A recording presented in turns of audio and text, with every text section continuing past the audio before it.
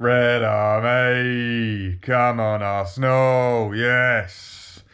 What is up, YouTube? Just gonna do a little post-match review for the Arsenal versus Man United game, and it was Arsenal 3, Man United 1. So yeah, great result at home at the Emirates. First United. That's what we really needed to keep us in this top four race. And then later on that day, Tottenham drew 0-0 with Brentford, so we're in the fourth position now, 2 points ahead of Spurs. We've all played the same number of games now. You know, our next game's against West Ham, so that'll be tough. But then they've got Europa League on their mind as well, so we'll see what kind of squad they put out. Then they might rotate and rest a few players. So it's looking really good. It's looking really positive right now after those 3 defeats we had to pull out 2 massive wins back to back against Chelsea and United. You know, this is the Arsenal that the fans know that we can play to. This is the level we know we can play to. This is what we want to be. We want to be winners. We want to beat these top clubs. You know, United. You know, credit to Ronaldo. We knew he'd get a goal. You know, he always shows up when he plays against Arsenal or anyone, in fact, because you know he's the GOAT in my opinion. You know. Put in the comments if you think Messi or Ronaldo, but I'm always been a Ronaldo guy myself, especially after last night. PSG cost me an accumulator, 5 out of 6, and they couldn't beat Lens at home. They were 1-0 up, and then they conceded really late on. So screw PSG and screw Messi. Ronaldo is the GOAT. So yeah, man, 3-1 to the Arsenal. It started off really quickly. We had a really strong start. We were really up for it. You know, the crowd, the 12th man, where they were behind us, they got us G'd up straight away. It was a nice little cross from Nuno. He's really forward thinking, Nuno, and he did have kind of a hit and miss game. He's really shocking at times defensively. You know, he ended up giving a handball and a penalty away later on, but going forwards, he's a progressive fullback. He goes forwards and he makes a difference in the attack. So that's what he does contribute well. That's to his game. He just needs to add some defensive attributes and just be a bit more composed in the final third when he's shooting. Because there was a couple chances where he just blasted it over, even after he'd already scored. But yeah, he got the first goal. He crossed it in, and then the defenders missed it. It went to Saka on the right side. He had a great shot, De Gea saved, then it rebounded straight back to Nuno. Open goal, just tapped it in with his right foot. I'm not sure if Nuno's left-footed or right-footed because he plays on the left, so I'm really not sure. But he scored with his right foot either way to make it 1-0 to the Arsenal. So yeah, great start. And then pretty controversial second goal. There were so many controversial VAR decisions that could have gone United's way. If I'm being fair, you know, Cedric, he fell on the floor and he handballed it, and that was in the box. There was one where Nuno kind of pulled back Elanga, but that wasn't. I didn't think that would have been too harsh in my opinion. But the Cedric handball one, there's definitely an argument for that one. I'll be fair about that one. We got away with a couple, I think, or at least that one. And then so yeah, 2-0. It looks like. Before that, Eddie should have made it 2-0. He's through on goal and he shoots it right at De Gea. He should have slotted it in the corner. But then he makes up for it. He scores a goal, but they rule him offside anyway. You know, these bloody lines. It's unbelievable the way they draw these lines. But I guess to be fair, he was technically a bit offside.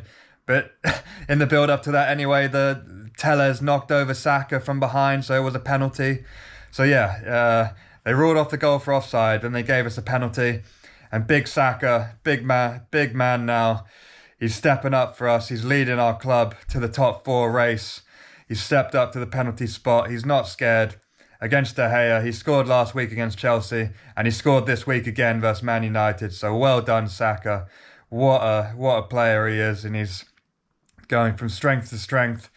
You know, after that penalty miss for England, he scored 2 now back to back. So well done. We might have our new penalty taker because he's fearless now. He wants to grab the ball, put it on the spot, and put it in the net.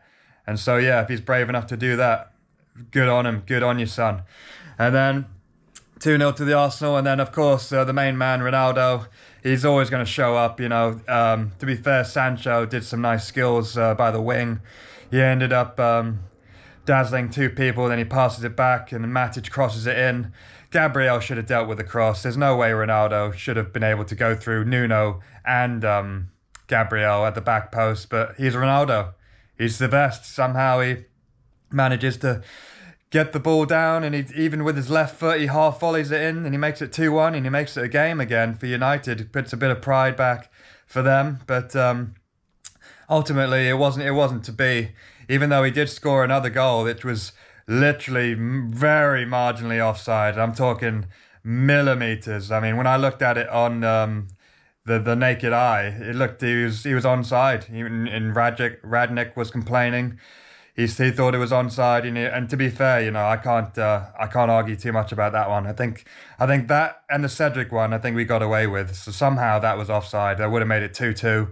Would have made a Ronaldo brace with 20 minutes to go, and yeah, the United fans would have been up for it, but it wasn't to be. It was still 2-1, and the man who's had a very controversial relationship with the fans, Granit Xhaka. This is what. If you want to be good with the fans, that's how you do it, son. He's a 30-yard absolute screamer, absolute banger. He's got it in his locker. He doesn't do it enough, but he has done it in the past a couple times, and he's got the capability to do it.